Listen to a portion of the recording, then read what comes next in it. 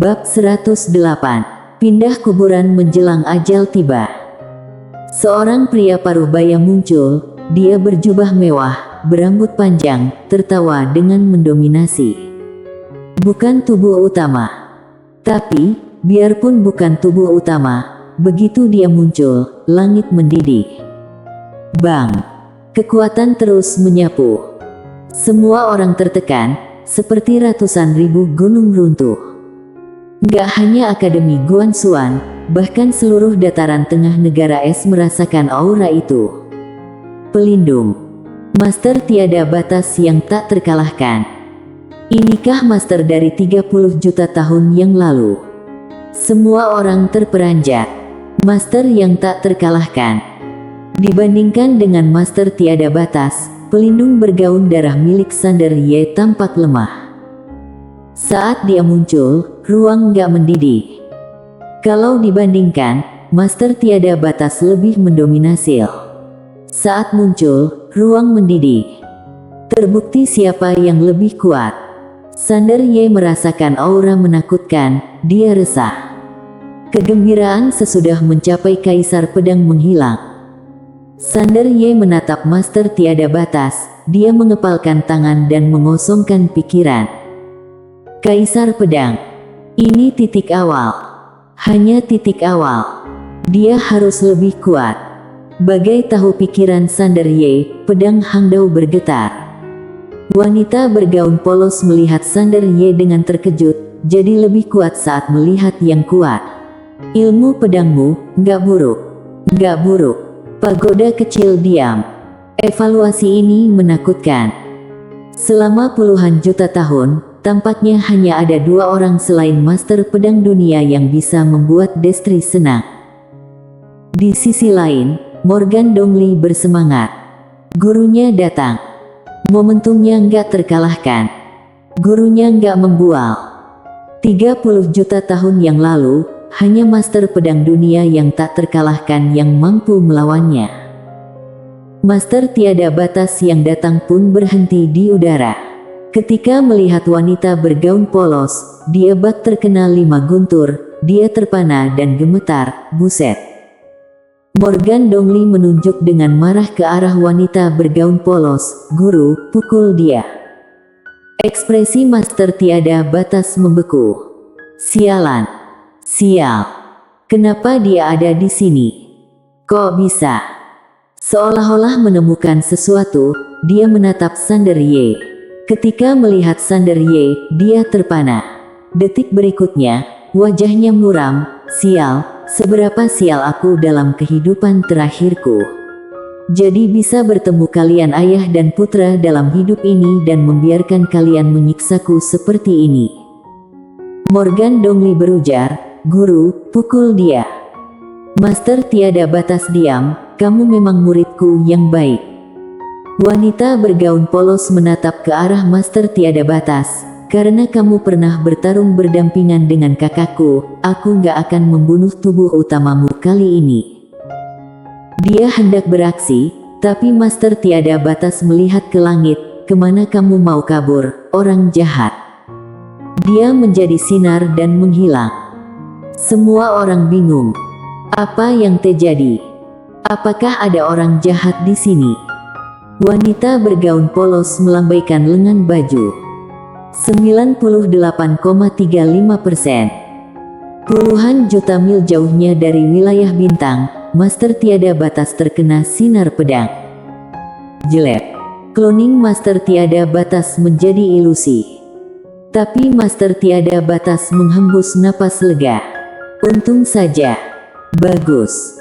Kalau dia mati di sana, reputasinya akan hancur. Pindah kuburan sebelum kematian dan tinggalkan nama untuk selamanya. Layak. Sangat layak. Semua orang bingung. Apa yang dilakukan master tiada batas? Kenapa pergi sesudah muncul? Morgan Dongli bingung kenapa gurunya pergi. Apakah ada urusan mendesak? Rizal Ye berpikir, guru, siapa dia? Suara misterius itu nggak bicara. Sesudah wanita bergaun polos keluar, dia nggak berbicara. Dia berusaha mengurangi keberadaannya. Rizal Ye bingung, guru. Masih nggak ada tanggapan. Rizal Ye diam, dia sangat bingung, apa yang terjadi. Wanita bergaun polos menatap Sander Ye, aku pergi. Sander Ye ragu-ragu, lalu berujar, Tante, kapan kita bisa bertemu lagi? Wanita bergaun polos berpikir dan berujar, tergantung situasi. Tergantung. Sander Ye mengangguk. Wanita bergaun polos menyerahkan pedang Hangdao pada Sander Ye, semangat ya. Sesudah mengatakannya, dia menghilang. Menghilang. Sander Ye diam. Semua orang bingung. Karena mereka menyadari bahwa mereka kayaknya sudah melupakan wajah wanita bergaun polos. Itu semuanya. Nggak peduli bagaimana berusaha, mereka nggak bisa mengingat wajah wanita bergaun polos, mereka hanya tahu dia mengenakan gaun berdarah.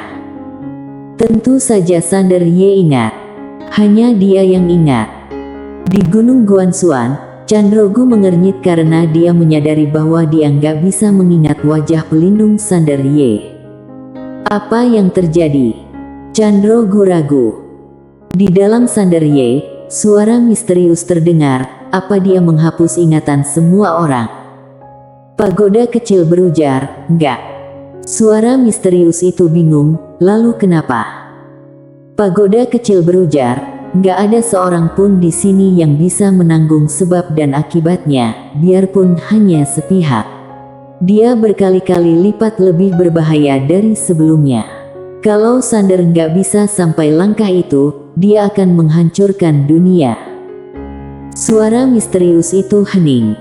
Faktanya, hanya sedikit orang yang tahu seluruh alam semesta hampir hancur selama perang itu. Karena wanita bergaun polos itu hampir menghancurkan dunia. Master pedang dunia yang menghentikan dia. Lalu, karena alasan khusus, dia memutuskan untuk menunggu 30 juta tahun lagi demi master pedang dunia. Tapi biarpun begitu, niat membunuhnya langsung menghancurkan jalan Tao. Nggak hanya itu, dia juga menjadi seperti sekarang. Dari gaun polos menjadi gaun berdarah, diwarnai merah dengan niat membunuh. Dia sudah menahan niat membunuhnya. Inilah sebabnya pagoda kecil nggak berani membujuk. Dalam sejarah, hanya satu orang yang mampu membujuknya. Sekarang, orang itu berada dalam keadaan istimewa. Dia nggak akan memberi muka pada siapapun di alam semesta ini. Hari ini, dia memberi muka pada Sander Ye. Itu mungkin karena identitas Sander Ye. Tentu saja terlihat dia sangat menyukai Sander Ye. Sander Ye menarik napas, lalu melihat Morgan Dongli. Ketika melihat Sander Ye, mata Morgan Dongli menyipit, lalu menggenggam tangan. Dia agak takut dengan Sander Ye. Kaisar pedang. Ini bukan master yang bisa dianggap enteng. Kalau ranah Sander Ye lebih tinggi, maka hampir tak terkalahkan di dataran tengah negara es ini. Sander Ye berujar, duel. Duel. Semua orang melihat Morgan Dongli. Apa Sander Ye akan membunuh super jenius dari klan Eterna ini? Mendengar perkataan Sander Ye, ekspresi Cendro Dongli, kepala keluarga klan Eterna, berubah. Dia hendak menghentikannya, tapi Morgan Dongli berujar, boleh. Boleh. Ekspresi Cendro Dongli muram. Dia tahu Morgan Dongli nggak mungkin menolak. Kenapa? Apa artinya menolak tantangan Sander Ye di hadapan publik? Artinya ketakutan. Kamu boleh gagal, tapi nggak boleh takut. Kegagalan memang nggak menakutkan, tapi trauma sungguh menakutkan. Lagi pula sesudah kegagalan seseorang bisa bangkit kembali, tapi kalau trauma maka akan menjadi rintangan yang nggak bisa diatasi seumur hidup. Morgan Dongli nggak mau Sander Ye menjadi trauma dia. Dia boleh kalah dari Sander Ye, tapi dia nggak boleh takut pada Sander Ye, apalagi merusak gengsi klan Eterna. Kalau dia nggak berani menerima tantangan hari ini, bukan hanya dia, bahkan klan Eterna juga nggak akan malu di hadapan orang. Bertarung. Morgan Dongli mengambil langkah, dia menatap Sander Ye dan berujar, "Ayo." Sander Ye mengangguk, dia maju, kekuatan pedang yang menakutkan langsung menyelimuti Morgan Dongli. Detik berikutnya, pedang merobek ruang dan menusuk tepat di depan Morgan Dongli. Kecepatan pedang ini tinggi. Sander Ye belum menggunakan cara melanggar aturan, kalau enggak, kecepatan pedang ini akan beberapa kali lipat lebih tinggi. Melihat pedang ini, mata Morgan Dongli menyusut, dia membuka telapak tangan dan dalam sekejap, kekuatan garis keturunan yang kuat melonjak. Bang! Sinar merah menghalangi pedang Sander Ye. Kekuatan garis keturunan. Sander Ye menyarungkan pedangnya, lalu menusuk lagi. Bang! Sepotong sinar pedang meledak dari sinar merah, Morgan Dongli mundur puluhan kaki. Begitu dia berhenti, serangan pedang datang lagi. Kecepatannya lebih tinggi. Mata Morgan Dongli menyusut. Dia mengangkat tangan, kilatan darah muncul di mata. Bang! Sinar merah samar keluar dari tubuhnya. Bang! Pedang Sander Ye kembali terhadang. Tak hanya itu, kali ini pedangnya langsung hancur. Sander Ye terkejut. Pagoda kecil berujar, garis keturunan iblis gila. Sander Ye agak penasaran, garis keturunan iblis gila. Pagoda kecil berujar, "Ya, itu adalah garis keturunan Master Pedang Dunia." Biarpun Morgan Dongli baru terbangun sedikit, tetap saja mengesankan. Garis keturunan iblis gila ini bisa memengaruhi pikiran orang. Wajah Morgan Dongli berubah. Dia menatap Sander Ye, "Ayo lagi." Dia maju selangkah, kekuatan garis keturunan yang kuat mengalir dan menyelimuti Sander Ye dalam sekejap mata. Tapi, nggak terjadi apa-apa pada Sander Ye. Morgan Dongli terperanjat. Sander Ye berujar, "Tuan Pagoda, pikiranku normal." Pagoda kecil diam. Sander Ye melanjutkan, "Tuan Pagoda, garis keturunan gila dari Master Pedang Dunia ini kayaknya nggak hebat. Lihat, aku baik-baik saja." Pagoda kecil diam. "Sialan. Tentu saja kamu baik-baik saja."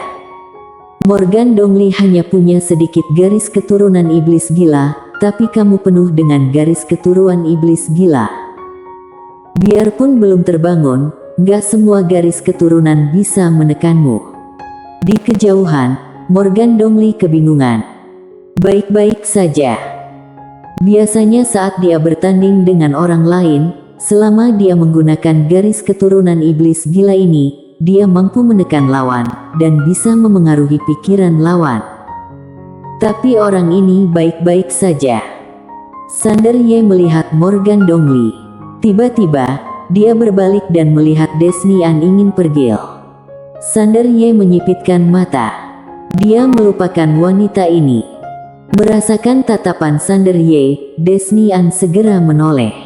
Dia menatap Sander Ye, salah satu leluhurku bertugas sebagai atasan militer di pusat Akademi Guanxuan. Kalau kamu membunuhku, dia nggak akan. Sinar pedang melintas. Jelek. Sebelum Desni An selesai berbicara, sebuah pedang menembus alisnya. Desni An tertegun. Sander Ye muncul di depan Desni An, dia mau melenyapkan jiwa Desni An sepenuhnya. Kala itu, sebuah suara terdengar dari samping, "Tuan Muda Sander, bisakah kamu memberiku wajah? Tolong lepaskan Nona An." Bima Sakti. Seseorang berteriak. Dalam sekejap, suasana mendidih. Orang pilihan takdir datang. Bersambung.